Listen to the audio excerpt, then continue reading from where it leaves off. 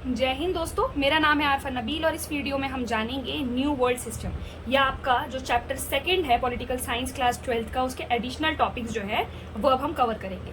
तो सबसे पहला जो एडिशनल टॉपिक आपको दिख रहा है वो है मिडिल ईस्ट।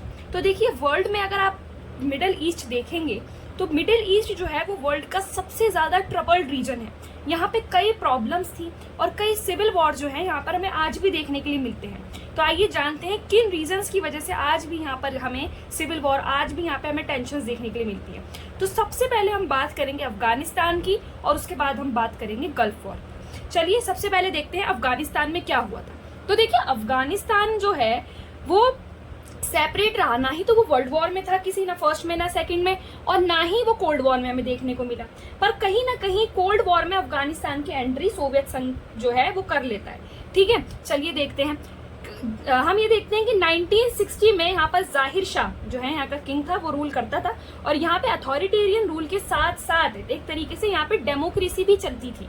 यहाँ पे इलेक्शंस होते थे, मतलब जो ब्यूरोक्रेट्स चुने जाते थे वो इलेक्शन से चुने जाते थे। यहाँ पे पॉलिटिकल राइट्स थे और यहाँ पर विमेन एजुकेशन पर भी ध्यान दिया जाता था जब तक किंग जाहिर शाह थे। ठीक है, मतलब राजा वाजा का सिस्टम तो था यहाँ पर साथ में डेमोक्रेसी चलती थी। अथॉरिटेरियन सिस्टम के साथ साथ डेमोक्रेसी भी थी। अब क्या होगा कि जाहिर शाह जो थे, जाहिर शाह को कौन हटा देगा? किंग का जो कजन था, अली नाम से शायद, तो किंग वो जो है उसको हटा देगा। उसके बाद ये अपने आप को क्या अनाउंस कर देगा? ये अपने आप को अनाउंस कर देगा कि मैं ही यहाँ का पीएम हूँ और प्रेसिडेंट हूँ और अपने पास जो है बहुत सारी अथॉरिटी देगा। और यहीं से हम देखते हैं कि अफगानिस्तान के अंदर टेंशन जो है वो स्टार्ट हो जाती है। उसके बाद इसका रूल जो है, ज्यादा एक्सपीरियंस नहीं था, इसका रूल जो है जल्दी खत्म हो जाता है। और एक पार्टी थी, क्योंकि मैंने आपको बताया कि वहां पर पहले से इलेक्शंस वगैरह तो होते हुए आए थे, तो वहां एक पार्टी थी जिसका नाम था पीडीपीए पार्टी, फुल फॉर्म में उसका People's Democratic Party in Afghanistan.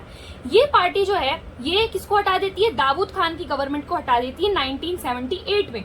ठीक है, 1978 में देखिए कुछ ही साल जो है इसका रूल चला है। 1978 में जो है ये आपका जो दाऊद खान था इसको हटा दिया जाता है और पीपल डेमोक्रेटिक जो पार्टी है अफगानिस्तान की वो आ जाती है आपकी किसमें? पावर में। उसके बाद ये क्या करते हैं ना, पीडीपीए वाले, ये लैंड रिफॉर्म स्टार्ट करते हैं। और जो अमीरों की जो जमीन थी, क्योंकि गरीबों के पास ज्यादा जमीनें थी नहीं, तो अमीरों से जिनके पास ज्यादा जमीनें थी उनकी जमीनें छीन के किसको दे देते हैं? ये जो पुअर लोग होते हैं उनको दे देते हैं। और इससे जो लोग होते हैं अफगानिस्तान के वो बहुत गुस्सा हो जाते हैं। इसी टाइम हम ये देखते हैं कि यहाँ पर एक इस्लामिक स्टेट बनाने की जो मुजाहिदीन होते हैं, ठीक है, जो इस्लामिक बड़े स्कॉलर्स होते हैं एक तरीके से, वो क्या करना चाह रहे थे? वो अफगानिस्तान को एक इस्लामिक स्टेट बनाना चाह रहे थे। तो ये भी टेंशन जो है हमें देखने को मिलती है अफगानिस्तान में। तो विलेज जो आपके पीपल थे कहाँ के?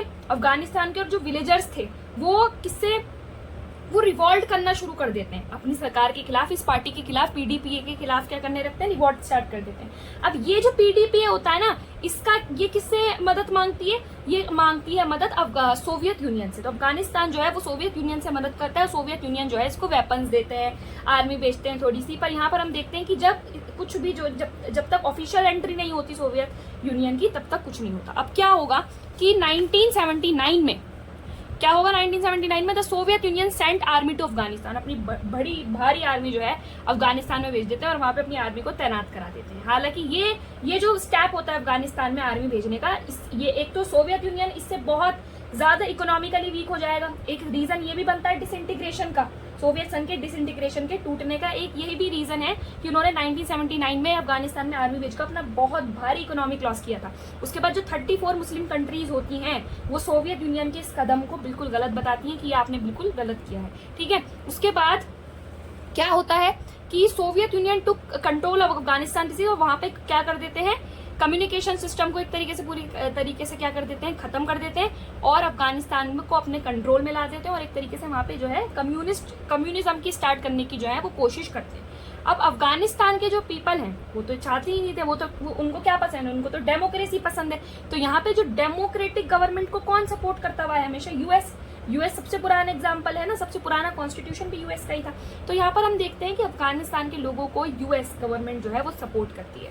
अब यहीं पे हम ये देखते हैं कि बहुत सारी एक्टिविटीज, जब ये सब हो रहा था तो उसामा बिन लादेन, आपको पता है उसामा बिन लादेन, तो ठीक है, एक टेररिस्ट ऑर्गेनाइजेशन जो है इस टाइम पे इमर्ज होती है उसामा बिन लादेन की, जिसका नाम है अल कायदा।